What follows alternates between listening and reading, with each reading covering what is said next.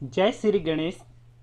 गोस्वामी शिव चर्चा कथा के माध्यम से हम आज रौरा सभी के बीच में करवा चौथ व्रत कथा लेके आयल बनी, जौन की हमार माई और बहन सब केहू बड़ा धूमधाम से मनावला। एमे भगवान गणेश जी के प्रथम पूजा होला, द्वितीय पूजा शिव शंकर और माता पार्वती जी के साथ में होला। ये तीनों जना के पूजा एक कथा में बहुत ही महत्वपूर्ण बा। अगर एक कथा में ये तीनों जना के कथा पूजा और व्रत कल जाता तो मान ली कि राउर सौभाग्यवती पूरा पूरा बना रही। ये में पूजन सामग्री में करवा 2 गोल चाहिए, गेरू चाहिए, गाय के गोबर चाहिए, सरई, चावल के लड्डू और विविध व्यंजन फलाहार, पूड़ी, खीर आदि और ऋतु फल सिंघाड़ा, केला, नारंगी, गन्ना आदि और साथ में भगवान गणेश जी के मोदक लड्डू जरूर बनाएं जा और भगवान गणेश जी के अर्पण करम जा।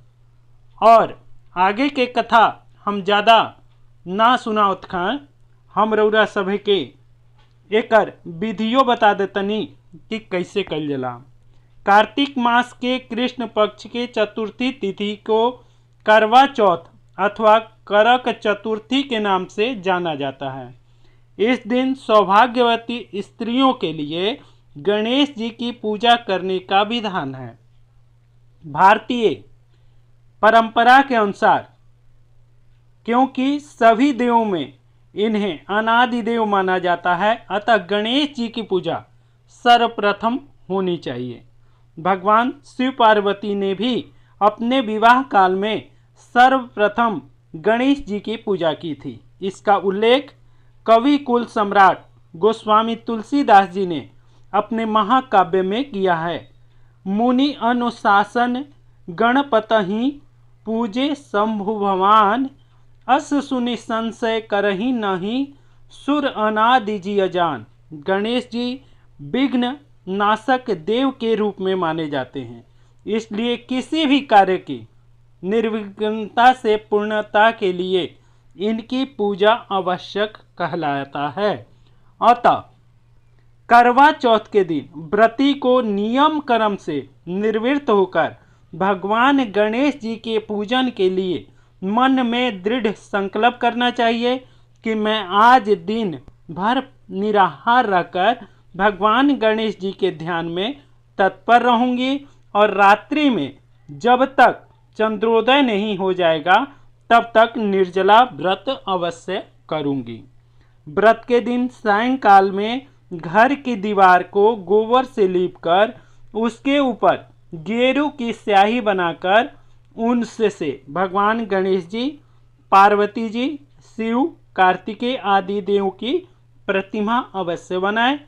साथ ही एक वट वृक्ष यानी बरगद का पेड़ मानव की आकृति बनानी चाहिए। उस मानवावृत्ति के हाथ से छलनी, जौन हमनी के चलनी कहल जला, भी होना चाहिए।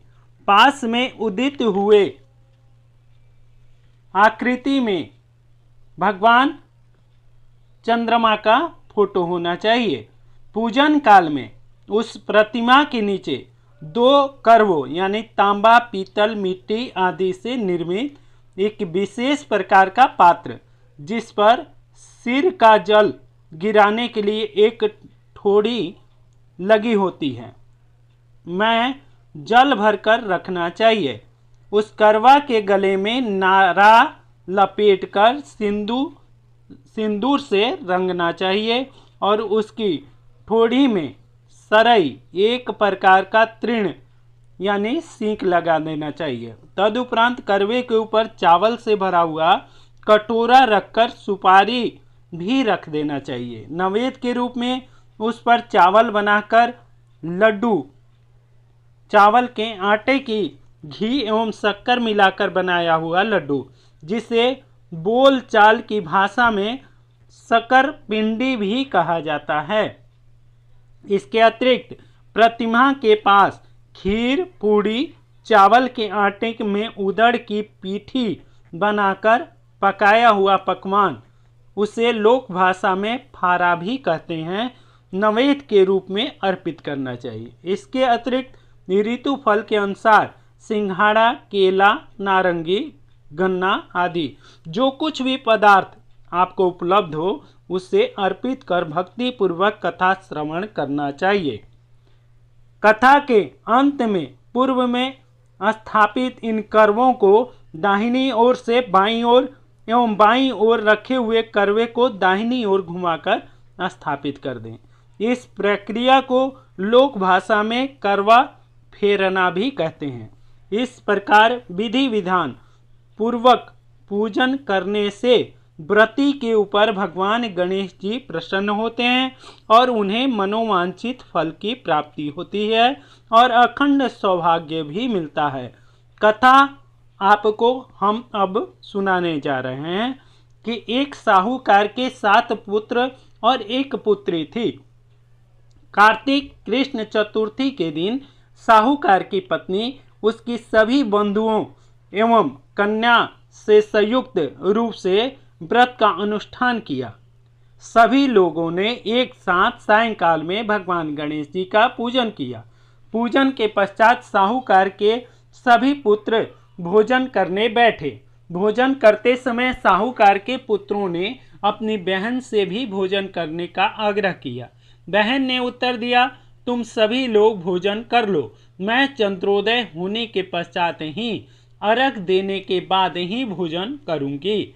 बहन की बात सुनकर भाइयों ने कुछ दूरी पर मैदान में अग्नि जला दी और उस अग्नि के प्रकाश को छलनी में से दिखाकर कहा कि बहन देखो, सामने चंद्रमा निकल आए हैं, अब तुम भी भोजन कर लो। भाई की बात सुनकर उस कन्या ने अपनी भाभियों से यही बात दोहराई। उसकी भाभियां उस कपटपूर्ण बात को अवश्य जानती थीं। उन्होंने उससे कहा कि अभी चांद नहीं निकला है, तुम्हारे भाइयों ने अग्नि के प्रकाश द्वारा तुम्हें चंद्रमा उदित होने का भाष्य कराया है। परंतु अपनी भाभियों की बात पर उस कन्या ने कोई ध्यान न देकर अर्घ दे डाला और उसके बाद भोजन भी कर लिया। उसके इस कृत्य से भगवान गणपति जी अत्यधिक रुष्ट हो गए और उसके फलस्वरूप उस कन्या का पति भयंकर रोगों से ग्रस्त हो गया।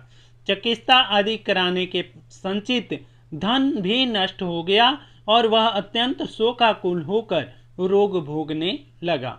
कष्ट भोगने के बाद जब उसे अपनी भूल का ज्ञान हुआ तो वह बारंबार भगवान गणेश जी के सामने पश्चाताप करने लगी और रोने लगी। उसने अपनी भूल के लिए भगवान गणेश जी से क्षमा याचना भी किया और व्रत को पुनः भक्ति पूर्वक किया। उसकी भाग्य और आराधना से भगवान गणेश जी प्रसन्न हो गए और सभी कष्टों का निवारण कर उसे धन धान्य से पूर्ण कर दिया। एवं इस व्रत को जो प्राणी विधि पूर्वक संपन्न कर लेता है उसकी सभी आशाएं पूर्ण होती हैं। इस प्रकार कथा श्रवण करने के पश्चात चंद्रोदय हो जाने पर देव और सभी देवों का आवाहन करना चाहिए और भगवान चंद्रदेव को अर्घ प्रदान करना चाहिए। अर्घ में जल, अक्षत, पुष्प, चंदन एवं ऋतु फल देना चाहिए। घी का दीपक जलाकर चंद्रदेव को दिखाना चाहिए। अर्घ दान काल में ओम चंद्राय नमः इस मंत्र का उच्चारण भी करते रहना चाहिए। इसके अंतर्गत 4 बार परिक्रमा कर चंद्रदेव को दंडवत प्रणाम भी करना चाहिए। इतना कर लेने के पश्चात घर में वृद्ध जनों को भोजन कराकर स्वयं भोजन करना चाहिए और उनका चरणोदय जरूर करना चाहिए। उनका चरण स्पर्श अवश्य करिए ताकि आपको सौभाग्यवती का वरदान मिल जाए। पूर्व काल में बृहद पदार्थ अर्पित किए गए नवेद आदि को ब्राह्मणों का भी दान करना चाहिए। इस प्रकार भक्ति भाव से जो लोग इस चतुर्थी व्रत को करते हैं उसकी सभी मनोकामनाएं पूर्ण होती हैं। और विशेष भगवान गणेश जी चतुर्थी में षंडोपचार पूजन करने का भी विधान है। करक चतुर्थी के अतिरिक्त सभी चतुर्थियों में नवेद के रूप में लड्डू का ग्रहण अवश्य करना चाहिए। गणेश जी को मोदक, हमने पहले ही आप सभी को बताया कि भगवान गणेश जी को मोदक लड्डू विशेष प्रिय है, इसलिए भगवान गणेश जी को विशेषकर मोदक लड्डू जरूर बनाकर उन्हें अर्पण करना चाहिए। माघ कृष्ण चतुर्थी में लड्डू के साथ साथ तिल गुड़ मिश्रित लड्डू अर्पित करने का विशेष महत्व है। पूजा में चढ़ाए गए लड्डुओं में आधा लड्डू किसी सुपात्र ब्राह्मण को दान स्वरूप वितरित अवश्य करा देना चाहिए। शेष लड्डुओं को प्रसाद स्वरूप बंधु बांधुओं के साथ स्वयं भक्षण करना चाहिए। ऐसा करने से सभी मनोकामनाओं की पूर्ति होती है। अब उद्यापन का विधान इस प्रकार है, किसी भी व्रत की पूर्णता पर उद्यापन ही करना चाहिए। व्रत की तिथि पर ही उद्यापन किया जाता है। जिस वर्ष में उद्यापन करना हो उस वर्ष की कार्तिक कृष्ण चतुर्थी के दिन व्रत समाप्त होने के पश्चात एक थाली को कुमकुम से रंजित कर लेना चाहिए और 4-4 की संख्या में पूरी इस पर शक्कर रखकर 13 स्थानों पर लगा दें और उस पर एक नई साड़ी, ब्लाउज, दक्षिणा आदि रखकर अपनी सास को अर्पण कर देना चाहिए।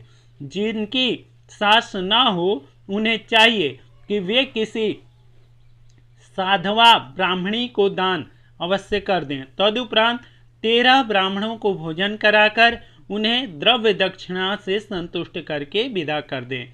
संपूर्ण कृत्य प्रतिपादित्य कर लेने के अंतर्गत ही स्वयं अन्न ग्रहण करना चाहिए। ऐसा करने से उनको सौभाग्यवती का वरदान मिलता है और उनका सौभाग्य अक्षय बना रहता है। इसलिए हम अपने माँ बहनों से अनुरोध करते हैं कि आप सभी भी गणेश चतुर्थी का व्रत, जिसे करवा चौथ कहा जाता है, अवश्य करें और अपने सौभाग्य को बढ़ाएं। हर हर महादेव, जय शिव शंकर। रौरा सभी के एक कथा कैसन लगल जरूर हमरा कमेंट में बताइम जा और भगवान गणपति जी के एक बार जय श्री गणेश चाहे ओम गणेशाय नमः लिख के हमरा के लाइक जरूर करम जा और सब्सक्राइब अवश्य करम जा, ताकि और भी कोई भी कथा होके हम ये शिव चर्चा कथा माध्यम से यानी गोस्वामी शिव चर्चा कथा माध्यम से हम रौरा सभे के सब किस्म के कथा रौरा सभे के अर्पण करम और रौरा सभे ओकरा के करी जा और अपन जीवन सफल अवश्य बनाई जा। जय गणपति महाराज, जय जय शिव शंकर भोलेनाथ।